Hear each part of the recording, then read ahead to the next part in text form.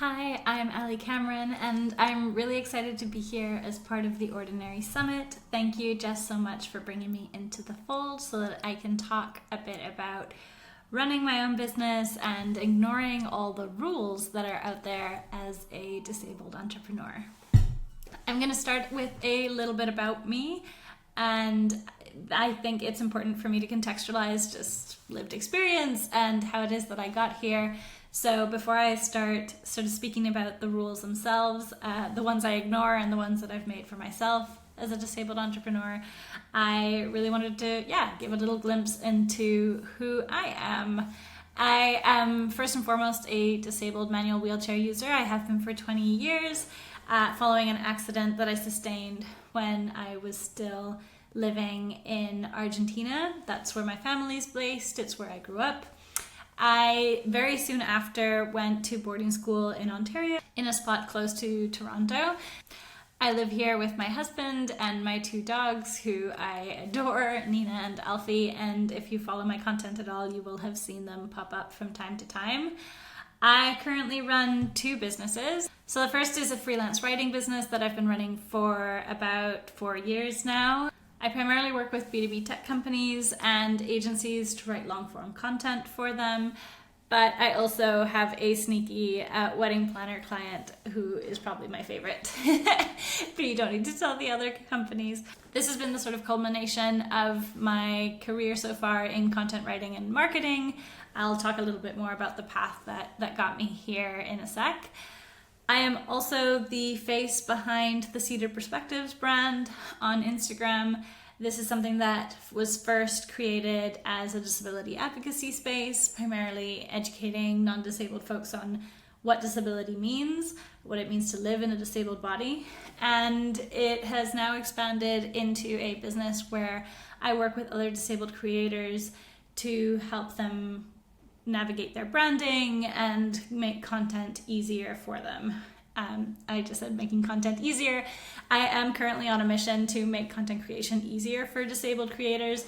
And I think that's very linked to what it is that I'm speaking about today, which is more about making business easier for disabled entrepreneurs. Both of these things go hand in hand in that it takes a lot of ignoring the mainstream rules that exist out there when it comes to showing up, delivering a service, delivering yourself in whatever capacity you're doing that.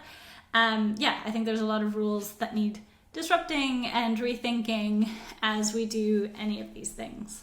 So here's a little path of how it is that I got to where I am now. So that's the little dot here is where I am now, but it took a bit of circumnavigating different things to get here. So when I finished my master's in the UK, I had two very academic degrees. So I had done my undergraduate in English Lit and diaspora studies, and then a master's in sociology. And that didn't really leave me as a super marketable person. I felt that it sort of directed me very much towards academia, and that wasn't what I wanted to do. So I had a bit of thinking on where I could possibly land with my critical thinking skills and my writing skills. And I managed to convince one of the big four consulting firms at PwC that I had the right skill set to go into consulting. Those were two very formative years in my career. They gave me exposure to working with different clients. I learned a lot about project management and how to deliver big, complex projects for big companies. And those are all skills that I still use right now as part of my own business. So I'm very glad that I went through that process. But it also really made me confront how I didn't have the same sort of ambition that a lot of the people I was working with had. So I was surrounded by a cohort of people who were really sort of putting themselves in front of partners and leaders to really get onto the next project. They were hungry. They were really determined to climb the ladder. And that just wasn't me. I felt very at odds with that. I was much more focused on just delivering high quality work.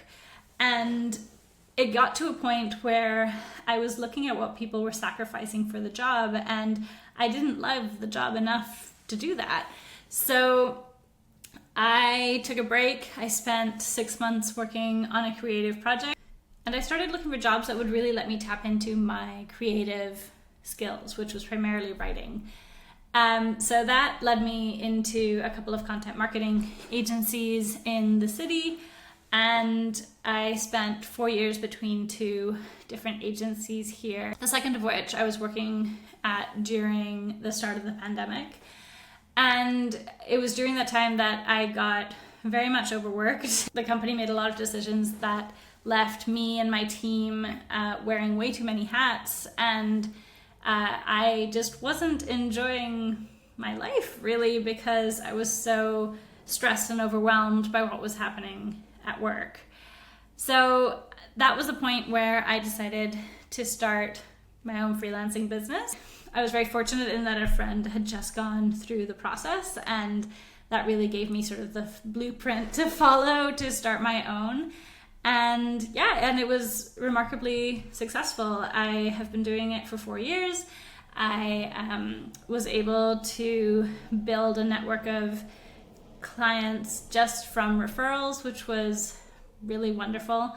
And it also then started giving me the space to pursue other projects and other interests. And that's what led to the creation of Seated Perspectives, which is, my pride and joy really right now.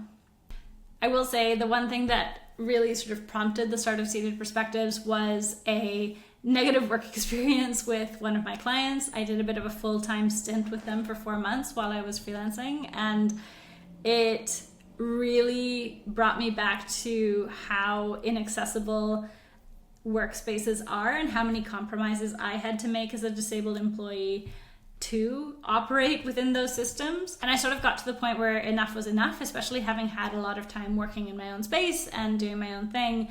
I had realized that really entrepreneurship is the most accessible form of employment for me. Obviously it's risky, obviously there's a lot of things nuances that come with that, but it became the most accessible form of employment for me. So this is sort of the context that I went into disabled entrepreneurship with, is like seeking a form of employment that makes me feel at ease as I'm working as a disabled person. When I started my freelance journey, I found that I was really adopting a lot of the stress-inducing practices that I had learned from my time in agency.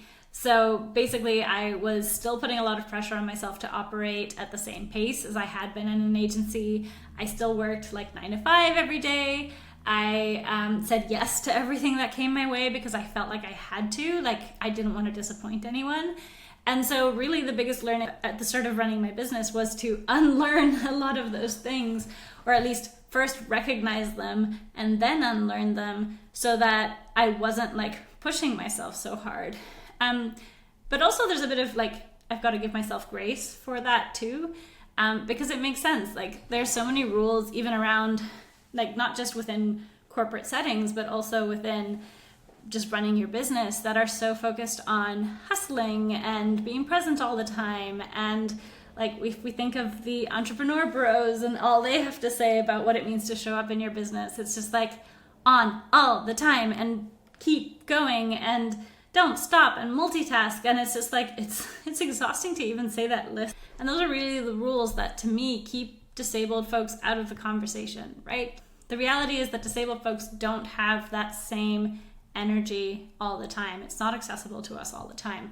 And if we're supposed to go by the rules and believe that those are the only pathways to success, then it's very easy for disabled entrepreneurs, chronically ill entrepreneurs, to believe that we don't have a right to take up space here in like the world of entrepreneurship because we're not able to participate at that pace. So like I said, for me, it was very much at the beginning to start unlearning the rules that I had learned. And this led to me basically opening the door to having more than one business. Working for myself really did give me space to focus on things that exist outside of my business. So once I was able to do that, I started exploring what I wanted to do as a content creator in the disability space. So like I said, Seated Perspectives started as a disability advocacy account, and that then led to me really changing my relationship with my own disability, which was is a really beautiful transformation that I've been going through. And that in turn has allowed me to build more community with more disabled folks, which I mentioned changing my relationship with my disability. I've been disabled for 20 years, but it's really only in the last 3 years that I've started embracing it as a part of my identity. Because I couldn't even call myself disabled before. I would be very strict around calling myself a wheelchair user, for instance. And yeah, that shift and that growth of community has just been a really beautiful result of me showing up within Seated Perspectives. And that, of course, now has led to me starting a business under the Seated Perspectives brand, where I'm coaching other disabled creators and now building a group program for disabled creators as well to make content easier for them. So yes, now it's 2 businesses, but I'm still not hustling 24/7. Yes, I'm running my 2 businesses, but I've been very intentional in how I've set this up. I've reduced the amount of clients that I'm working with on the freelance writing side so that it can be very contained to 1 to 2 days a week where I'm working on stuff for clients. I'm still making the same amount that I made last year, just with this core group of clients. And that's given me the foundation to now work on the Seated Perspective stuff more. So again, that was a very intentional and strategic decision to still let me have flex time and just operating at a pace that's sustainable to me and makes sense to me. So here are my business rules. I know this talk is about not following the rules, but it's really also about creating the rules that make sense to me. So these aren't going to be focusing on making 7 figures in 7 months or whatever it is that people are touting as success. It's about operating at a pace that makes sense for me, generating the income that makes sense for me, and still delivering the value that I want to deliver. So the first rule is, and this is one that I've incorporated more recently, my body sets the tone for the day. This year, I actually sort of came face to face with what chronic pain looks like and how that could impact my day to day. I don't know why it makes me emotional to talk about this, so I'm sorry if that comes through, but I spent the first 8 months of this year with pretty significant shoulder pain. It was sort of on 3 days, off 3 days, and I was really worried for a while that this was this is the shift in my disability. It's a permanent shift in my disability. This is what life looks like moving forward. And that was really scary.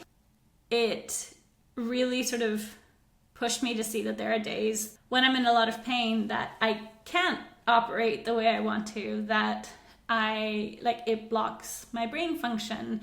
So now, I'm much better now. I am working very closely with my physio. We've got to a place where now I know how to address it if it does come up. And the flares are nowhere as bad as they used to be. So I'm really grateful for my physio for that. But that is a rule that I've now incorporated into my business, is that my body sets the tone. So if I wake up and I'm in pain, I know that it's very unlikely that I'm going to be able to show up properly at a call, so I will reschedule that call. And that leads me to my second rule here, which is rescheduling is totally okay. And I also have to acknowledge, if I'm in pain, that I'm probably not going to be as productive as I thought I would be, right? So I will move around my tasks and adjust accordingly. The next rule here is that there is always time for things related to my health. That's always going to come first. It's related to the first rule, but it's sort of how I've built my schedule. So I now have physio almost every week on Friday mornings. I try and book it consistently at the same time, but that's a priority for my Fridays. My Fridays are barely work focused because I start my day with that, and then I might dip into a coffee shop right after and do some work. And if it's a beautiful day, then I roll down the 30 blocks because it's just in a beautiful part of the city.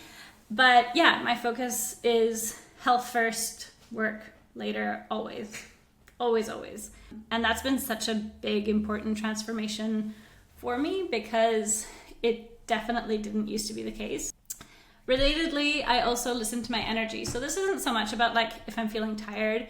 It's more really paying attention to when my creative energy is surfacing and focusing that into creative work. And I think that just makes me so much more efficient and effective with the tasks that I'm doing. So that means, okay, if I'm like super buzzing with creativity, my emails probably won't get my attention today, and that's fine. That can be a tomorrow task. Or whenever I'm feeling a little more sort of quiet from the creative energy perspective and I'm in more of an organizational mood. So yeah, I really pay attention to where I'm at and what that's looking like. And I know like some people will track where they're at on their cycle and will pay attention to that and leverage that in their business. And I haven't gotten that in the weeds of it, but I think it's a similar concept of just really paying attention to where you're at mentally, physically, before you take on your tasks for the day. Another important rule for me is that I choose the tools that work with me, and not just the ones that people recommend or not just the ones that are on trend. My choices around tools are entirely based on what serves me.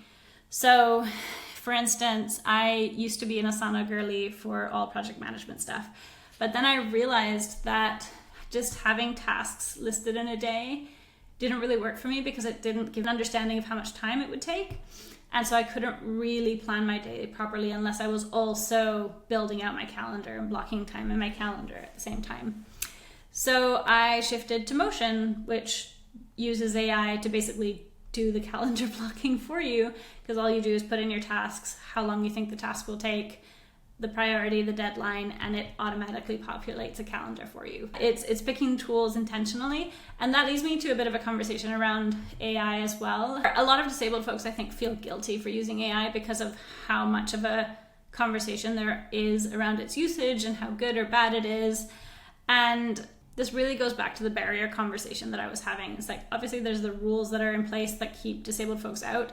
There are so many other barriers in place that keep disabled folks out of entrepreneurship. So I think it's important for disabled folks to use the tools that are available to them to bridge that gap. And AI tools do that. Whether it's by generating ideas or populating a calendar, like I just mentioned with Motion, or refining a piece of content that you've created, like there's uses for it. And I'm even using it now as I create my group program to like map out all the emails that I'm going to be writing. There's so much brain power that's required as a business owner on your own. And when you're also dealing with lack of energy and all the other administrative burden that comes with being disabled, we don't need to like keep adding work to ourselves for no reason when there are tools that can help us with it. The next rule is that I've banned the word lazy from my vocabulary. I know there's a lot of conversation around rest being productive, and I don't want to frame it that way because it's still talking about productivity and how much like we're contributing, but rest is powerful, rest is necessary. So again, whether it's through pain or you not having the energy or a flare or like recovering from an unpleasant doctor's appointment, rest is always going to be necessary, so take it when you need it. And that leads me into the next rule, which is slow is okay. Now this one for me has been really, really difficult to learn. I'm someone who's always been sort of fast-paced and reactive and moving quickly and really responding to any time I have an idea and trying to make it happen. And this summer, I actually took a really slow approach to this group program I'm building. I had originally, like when I came up with the idea in April, had said, oh, it's going to be done in June and it'll be so exciting. And I was like, why did I give myself 2 months? That's wild. So I actually took a much slower approach. I sort of took the pressure of a due date off for a while, and it gave me the chance to really listen in to the people I want to serve and get a sense of what it is they actually need from a program like the one I'm building. And I think I'm really excited now because it's helped me refine my messaging in such a way that I think it's actually gonna get response. I'm excited to bring that to life, but it's really as a result of having taken a slower approach and absorbing more information and then going from there. In terms of finances, you get to set the goal of how much you need to make.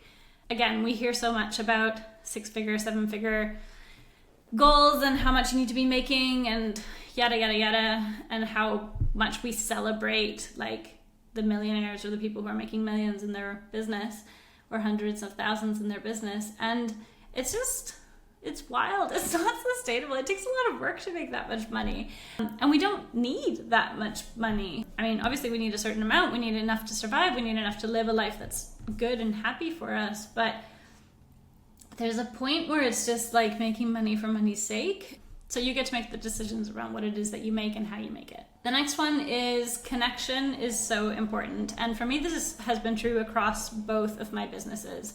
So in the freelance writing business, I think I mentioned that a lot of the work that I got in that business was through referrals. And to me, like, obviously there's an element of the work being good, and that's really important, but the relationships that I built with people were really what drove those referrals at the end of the day. The same is true in the Seated Perspectives business, and that's been really interesting just in terms of it having started a disability advocacy space and then sort of building community. Like, the point was always connection from the get-go.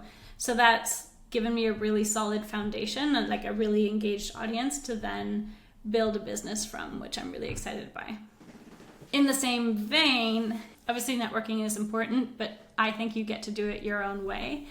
I think I had a bit of a hang up about networking events coming out of like the corporate world because it was such a stressful thing to do. Just as a disabled person, as a wheelchair user, networking events where everyone's standing is just a really stressful environment for me because I am so clearly the odd one out. I stick out like a sore thumb, and it was never a comfortable space to like try and go up to people and get them to look down while they're talking. It's just not fun.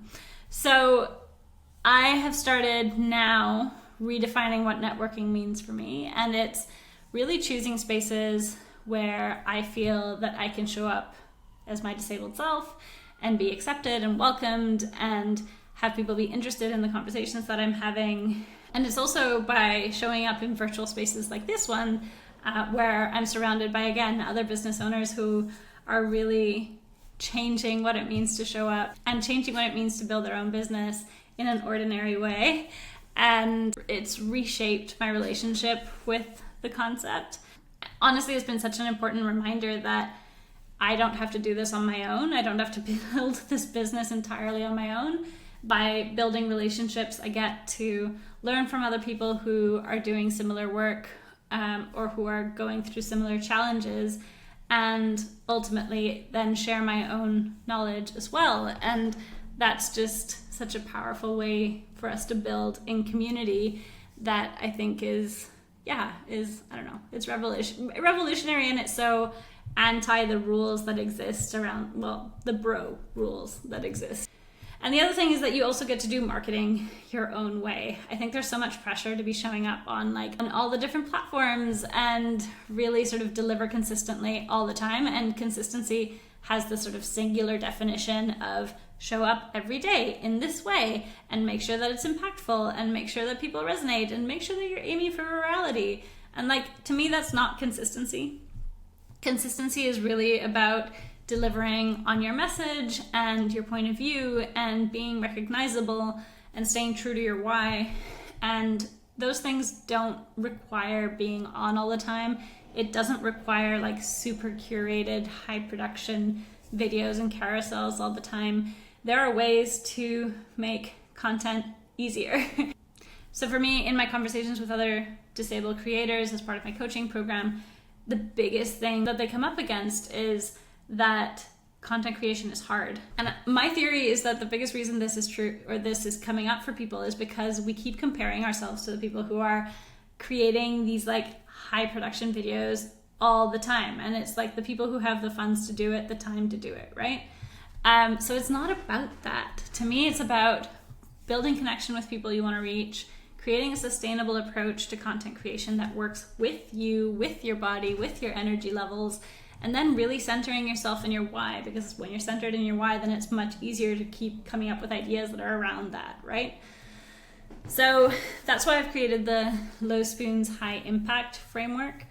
And that's all about really honing in on the easier approach to content creation. So for me, this revolves around storytelling. So really going back to your own experiences. They don't have to be big and big story experiences. They can just be small moments that taught you something. Then soft power content, so sharing more of you, the in-between moment, and not the things that you just think that people want to hear or the trend. Also then working with your energy. So again, going back to what I mentioned before, like one of my rules around working with your energy is like, when you're feeling creative, use it. Like go and create content. And then you have a store of things that you can use later on.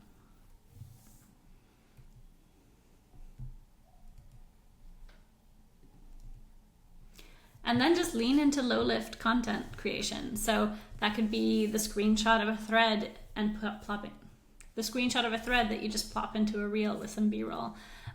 B-roll clips with text. And that just means like getting into the practice of filming everything. Pulling thoughts from your notes app. Repurposing past content. Like repetition is not a bad thing when it comes to social media. Using templates from Canva and then changing the colors so that they match yours, paying attention to what other people are using, and then use the tools that are available to you that make things easier. So if you need ChatGPT or Claude to support you in coming up with ideas, just train them a bit first and use that. Like,